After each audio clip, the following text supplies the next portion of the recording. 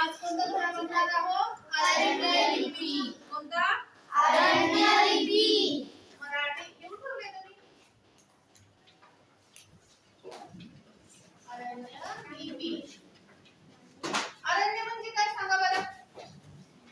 सुरेशचंद्र वानखडे यांचा हा धडा आहे.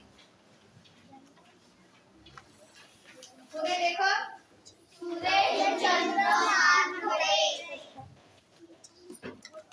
अरण्य म्हणजे काय? जंगल किंवा वन. जंगल किंवा वन. आणि लिपी म्हणजे काय? लिपी म्हणजे ज्या खानाखुणा असतात त्यांना काय म्हणतो आपण? लिपी सुद्धा म्हणतो. लिपी अशी एक भाषा असते ना? हो. तर त्या ज्या आहे लिपी, तर अरण्य लिपी म्हणजे जंगलातल्या काय खानाखुणा असतात, त्याचे काय संकेत असतात हे आपण या पाठातून बघणार आहोत. प्राणी पाहण्यासाठी आपण कधी कधी जंगलात खूप भटकतो. आपण बघतो की नाही, आपण झू वगैरे बघायला जातो तेव्हा आपल्याला प्राणी दिसतात, पण जंगलात सुद्धा लोक प्राणी बघायला जात असतात. पण एखाद्या वेळी एकही प्राणी आपल्याला दिसत नाही आणि आपण काय होतो? नाराज होतो. आपण एवढं जंगल फिरलोय, सगळीकडे फिरतोय आणि आपल्याला एक सुद्धा प्राणी दिसला नाही म्हणून लोक नाराज पण होतात, निराश होतो. जंगलात जरी प्राणी दिसले नाही तरी त्यांच्या खानाखुणा सर्वत्र विखुरलेल्या असतात. कशाच्या खानाखुणा दिसत असतील? पायांचे ठसे. खानाखुणा म्हणजे काय? पायांचे ठसे. खानाखुणा म्हणजे पायांचे ठसे. पायांचे ठसे. सगळे शब्दार्थ पाठ करायचे बरं का. हाताचे किंवा पायांचे ठसे हाताचे पण होऊ शकतात किंवा पायांचे सुद्धा होऊ शकतात. पायांचे घ्यायचे नाही, फक्त ठसे लिहूया आपण.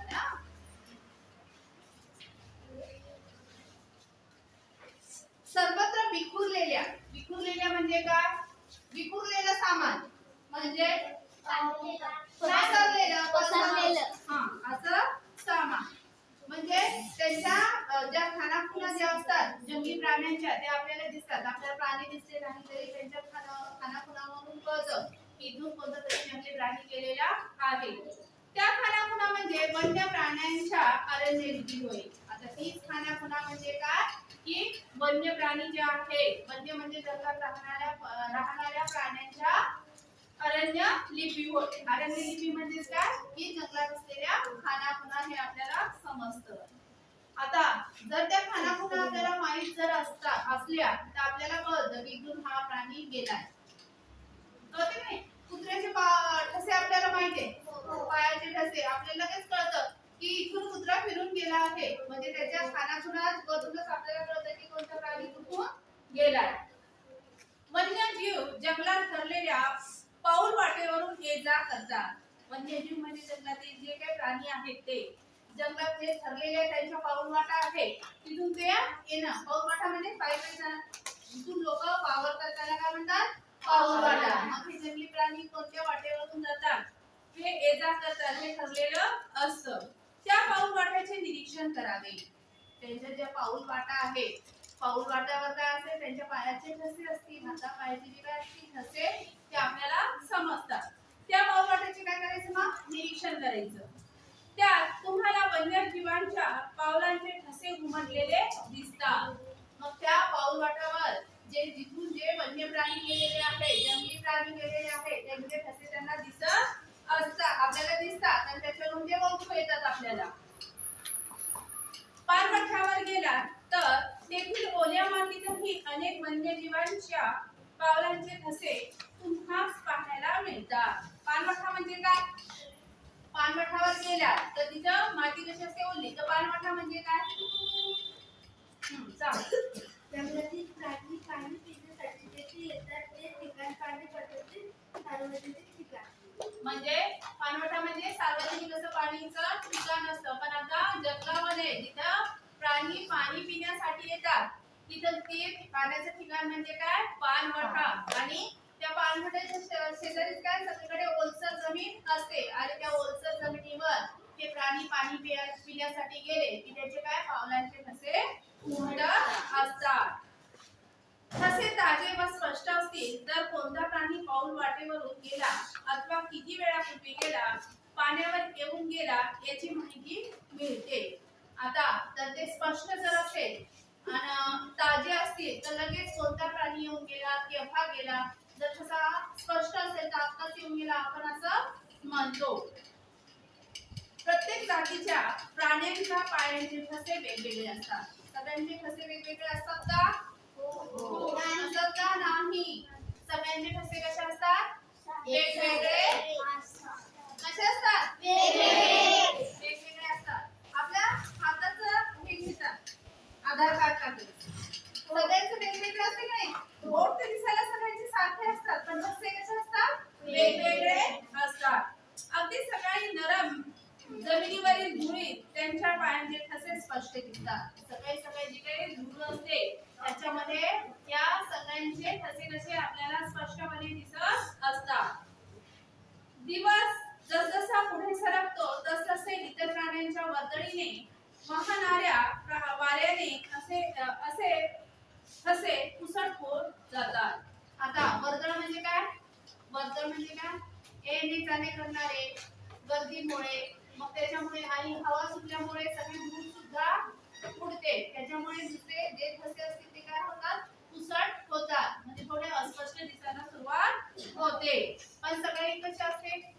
नरम मातीची धूळ असते आणि नेमका जर एखादा प्राणी येऊन गेला असेल तर त्याचे स्पष्ट आपल्याला काय दिसतात? तसे दिसत असतात. पाणवठावरील ओल्या मातीत अनेक पक्ष्यांच्या पाऊलखुणा आढळतात.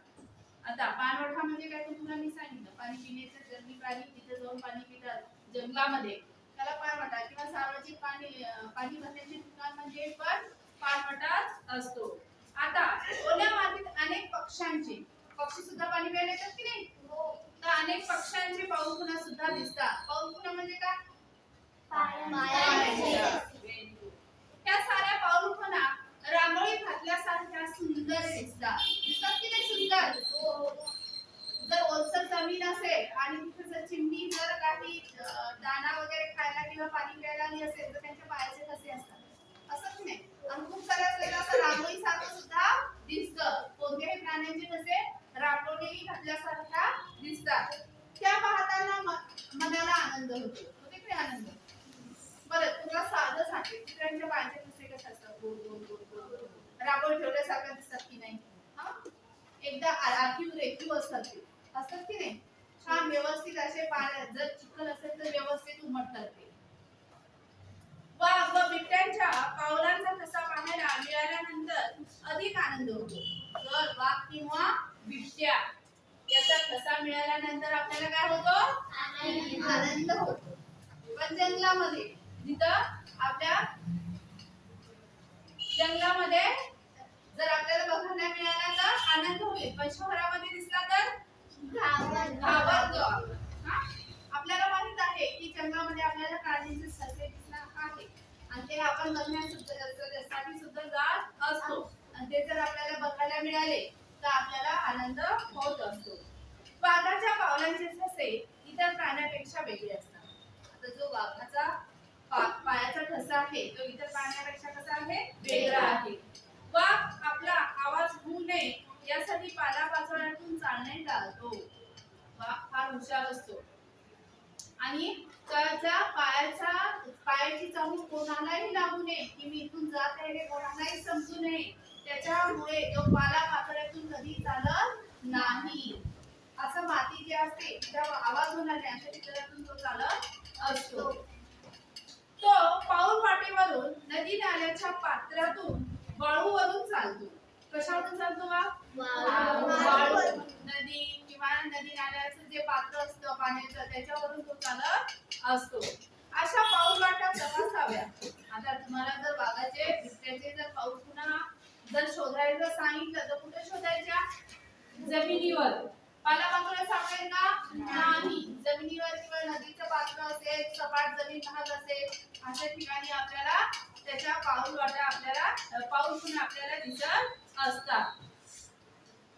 अशा पाऊलवाटा तपासाव्या. नदी नाल्यातल्या ओल्या वाळू मातीत वाघाचे ठसे आढळतात. तर नदी नाले जे असतात त्याच्यामध्ये वाळूमध्ये त्या ओल्या वाळूत सुद्धा वाघाचे ठसे आणि मातीत सुद्धा वाघाच्या पायाचे ठसे आढळत असतात. यावरून ते वाघाचे क्षेत्र आहे हे आपल्याला कळते. त्यावरून आपल्याला कळतंय की त्या एरियामध्ये त्या क्षेत्रामध्ये काय आहे, वाघ येणं जाणं करतो. त्याचे जर ठसे तिथे सापडले तर वाघ इथून येणं जाणं करतो हे आपल्याला समजतं. वाघाच्या पायाचा अंगठा पंजाच्या वरच्या बाजूस असतो. आता वाघाचा जो पाय असतो त्याचा अंगठा कुठे असतो? पंजाच्या वरच्या side. हा, पंजाच्या वरच्या बाजूस काय असतो? वाघाचा अंगठा असतो. त्यामुळे अंगठाचा ठसा जमिनीत उमटत नाही. आता जो त्याचा पंजा आहे त्याच्यामध्ये नाही का त्याचा अंगठा जो काय असतो त्याच्या बोटांवर ठसे हे जे काय सपाट बोट असते त्याच्या वर असतो. कारण त्याच्या मग ठसा जर उमटायचा असेल तर त्याच्या पोटाचं उमटतो, अंगठाचं उमटतो का? नाही. अंगठा कसा असतो? वर असतो. वाघाच्या पावलांच्या ठस्यावरून वाघाची गणती केली जाते. गणती म्हणजे काय? म्हणजे किती गणती करणे म्हणजे काय? सांगा ना. मग त्याची मोजणी करणे. मोजणी करणे, त्याची संख्या किती आहे हे ठरवल्या जातात. प्रत्यक्ष जाऊन हा वाघ 1, हा वाघ 2, हा वाघ 3 असं होतं का? नाही. तर त्याच्या कोणत्या क्षेत्रामध्ये कोणते वाघ फिरतात हे माहित असतं. त्याच्या पाऊल खुणावरून इथे किती वाघ राहतात हे मोजलं जातं. चालताना तो मागचा पाय बरोबर पुढच्या पायाच्या ठस्यावर टाकतो. चालता वेळेस एक वैशिष्ट्य काय वाघाच्या पावलाचं की त्याचा अंगठा खाली पाऊल खुणात उमटत नाही आणि तो चालता वेळेस काय करतो, पुढचे जे पाऊल खुणा आहे त्याच्यावरच दुसरा पाऊल त्याचा टाकत असतो. मागचा पाऊल त्याच्यावरच टाकत असतो. कळालं? जर तुम्ही कुठे गेलात एखाद्या अरण्याला भेट दिली तर त्याच्यात मी तुम्हाला दाखवलं की हे वाघाच्या पायाचे ठसे, तुम्ही कसे ओळखणार? त्याचा अंगठा उमटलेला नसणार. आणखी मागचं पाऊल पुढच्या पावलावर त्यांनी टाकलेलं असतं. याच्यावरून कळतं. समजलं इथपर्यंत? हो.